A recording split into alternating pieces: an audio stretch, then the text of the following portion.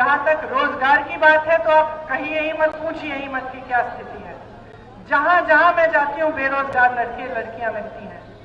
आप शिक्षा मित्रों से बात करिए, अनुदेशकों से बात करिए, आंगनवाड़ियों से बात करिए, आशा बहुओं से बात करिए, जिससे बात सरकारी कर्मचारियों से बात करिए, सब दुखी हैं।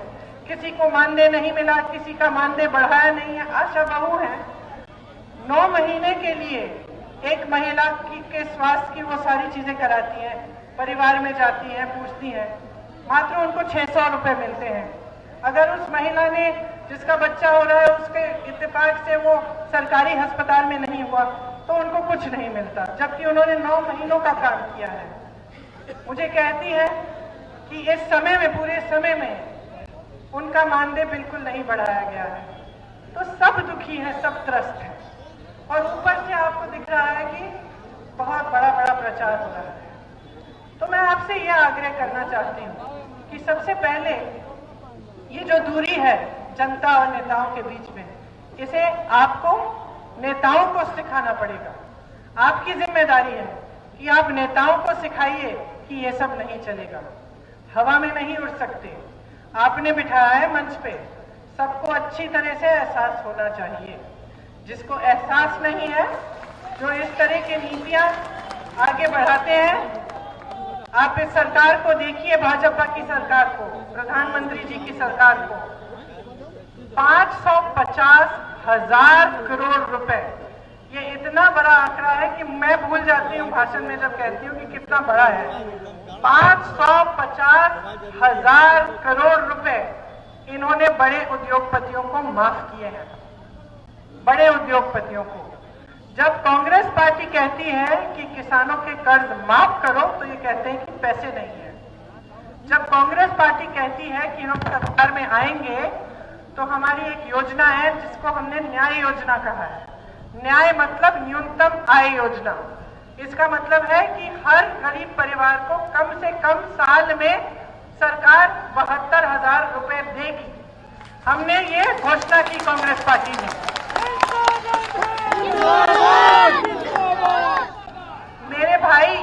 मेरे भाई कांग्रेस अध्यक्ष हैं। उन्होंने जो वित्त मंत्री होते थे कांग्रेस के, उनसे कहा कि आप अच्छी तरह से जांच कीजिए कि अगर सरकार को गरीब परिवारों की मदद करनी है तो कितने पैसे दे सकती है। क्योंकि पिछले चुनाव में इन्होंने कहा था कि हर गरीब परिवार को 15 लाख रुपए देंगे। आज एक कौड़ी दी थी इन्होंने। तो कांग्रेस के अध्यक्ष ने कहा कि आप पता करिए सच्चाई क्या है, हम झूठी राजनीति नहीं करेंगे, सच्चाई क्या है। असल में अगर सरकार को देना है तो कितना दे सकती है। तो उन्होंने कहा कि सरकार 72,000 रुपए हर गरीब परिवार को दे सकती है। तो ये हमारे घोषणा पत्र में हमने लिखा। अब जिस दिन वो घोषणा पत्र निकला और ये बात बाहर आई, सारे भाजपा के नेता चिल्लाने लग गए, कहने लग गए कि ये लोग सोचते हैं कि कहां से आएंगे ये पैसे, ऐसे नहीं है सरकार के पास इस तरह के पैसे, ये तो जुमले कर बना रहे हैं। तो जुमले बनाने वालों ने हम पर ये इल्जाम लगाया कि हम जुमला बना रहे हैं। और ये जो 72,000 रुपए हैं जो हर गरीब परिवार को मिल सकते हैं, इनका कहना है कि सरकार के पास पैसे नहीं है। लेकिन इन्हीं के सरकार के पास पैसे थे 550,000 करोड़ जब उद्योगपतियों के कर्ज माफ करने थे। वो पैसे कहां से आए? वो पैसे कहां से आए? वो पैसे आपकी जेबों से आए हैं। आप तमाम यहाँ पर किसान भाई हैं, आपसे बीमा लिया जाता है, आपसे बीमा लिया जाता है। और कल मुझे अमेठी में किसान मिले और मैंने उनसे पूछा कि जब मुसीबत आती है तो आपको बीमा के पैसे मिलते हैं? कहा कि बिल्कुल नहीं मिलते।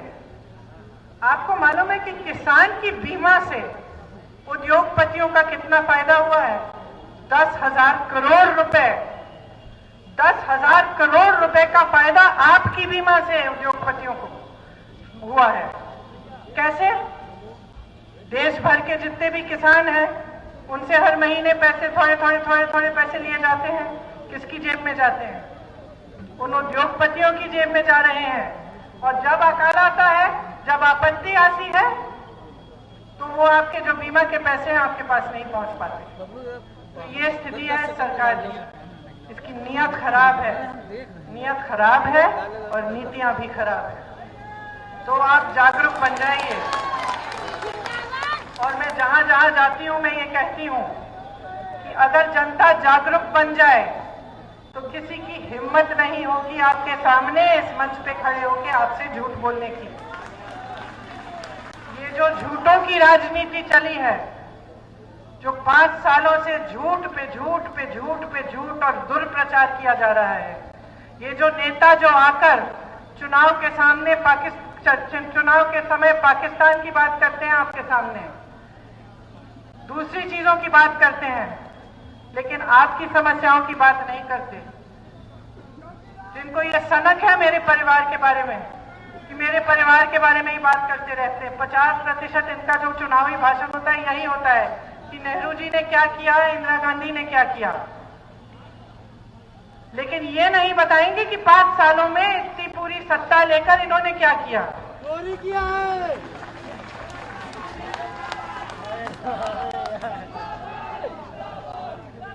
ये सिर्फ नकारात्मक राजनीति है, दुर्प्रचार की राजनीति है और झूठों की राजनीति है। और अगर जनता जागरूक बन जाएगी, पहचान लेगी इन्हें, तो ये राजनीति बंद हो जाएगी। मैं जब भदोई गई थी तो एक गांव में कुछ औरतों ने मुझे बुला लिया कि आप ऊपर आइए मंदिर में, तो मैं चली गई। तो वहां पूरा गांव इकट्ठा हो गया। गांव वालों ने कहा कि दीदी आप ये यहाँ पे ऐलान कर दो कि ये जो पुल है यहाँ से नदी के पार आप इसको बनवा देंगी। तो जब उन्होंने ऐसा कहा मुझे माइक पकड़ा दिया और मुझे डर लगा। मेरे दिल में मुझे लगा कि मैं कैसे कह दूं कि मैं यहाँ पुल बनवाऊंगी जब मुझे मालूम नहीं है कि इस पुल का खर्चा कितना होगा, कि ये पुल बन भी सकता है कि नहीं, कि सरकार ये बनाना चाहती है कि नहीं, मुझे नहीं मालूम। तो मैं ऐसा कैसे कह दूं सबके सामने कि मैं ये पुल बनवा दूंगी। तो ये जो डर है जो मेरे दिल में उस समय पैदा हुआ कि मैं गलत बात नहीं कह सकती जनता के सामने, ये डर हर नेता के दिल में होना चाहिए। और इस डर को बनाना आपकी जिम्मेदारी है। कैसे? हमारा देश लोकतंत्र है। लोकतंत्र का क्या मतलब है कि जनता की ताकत, जनता की शक्ति से बढ़कर इस देश में कुछ नहीं है।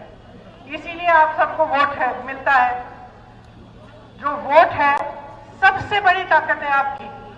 आपका अधिकार भी है लेकिन आपका हथियार भी है। आप इस हथियार को सोच समझ के इस्तेमाल करिए इसे।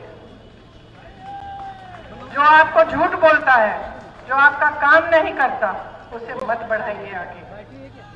जो भाजपा की राजनीति है तमाम प्रचारों की राजनीति है, जमीनी राजनीति नहीं रही है। जनता से अब ताल्लुक नहीं है इसका, हवा में उड़ गई है। इनको सबक सिखाइए। जो जीवन आप जी रहे हैं ये असलियत है, ये असलियत है इनकी राजनीति की। कि किसान प्रताड़ित है, कि नौजवान प्रताड़ित है, कि महिला असुरक्षित है, कि कर्मचारी प्रताड़ित है। ये है असलियत और इस असलियत को आप अच्छी तरह जानते हैं, इस सच्चाई को आप जी रहे हैं। तो जागरूक होना आपकी सबसे बड़ी देशभक्ति होगी। आप जागरूक बन जाएं तो ये लोग इस देश का नाश नहीं कर सकते जिस तरह से करना चाह रहे हैं। आपने सुना होगा कि ये लोकतंत्र को दुर्बल बनाना चाहते हैं। कैसे? जो संस्थाएं हैं इस लोकतंत्र में जो आपको मजबूत बनाती हैं उनको दुर्बल बनाना चाहते हैं ताकि आप दुर्बल बन जाएं। जहां जहां मैं जा रही हूं उत्तर प्रदेश में, जो आवाज उठाता है और प्रदर्शन करता है, मुझे कहता है कि दीदी हमारी पिटाई की गई। मैं तो एक महिला से मिली, एक अध्यापिका थी, प्रदर्शन के लिए चली गई क्योंकि उनका वेतन नहीं मिला था। उनकी ऐसी पिटाई की गई, उनको जेल में डाल दिया गया, उन पे रासुका का कानून लगाया, राष्ट्र सुरक्षा का कानून। एक अध्यापिका पे, क्योंकि अपना वेतन मांग रही थी। मैं बनारस के विद्यार्थियों से मिली, उन्होंने मुझे कहा दीदी जब हमने प्रदर्शन किया हमारी पिटाई की गई। क्यों? ये लोकतंत्र है। लोकतंत्र में जब जनता आलोचना करती है, जब जनता प्रदर्शन करती है, जब जनता अपना अधिकार मांगती है, तो जो सत्ता में है उसे खुश होना चाहिए कि जनता कुछ कह रही है, सुनो। कि नौजवान में इतनी ऊर्जा है कि वो आवाज उठा रहा है, अपनी मांग, अपना अधिकार मांग रहा है। लेकिन ये जो भाजपा की सरकार है, ये सोचते हैं कि आपके लिए काम करके ये आप पे एहसान कर रहे हैं, ये सोचते हैं।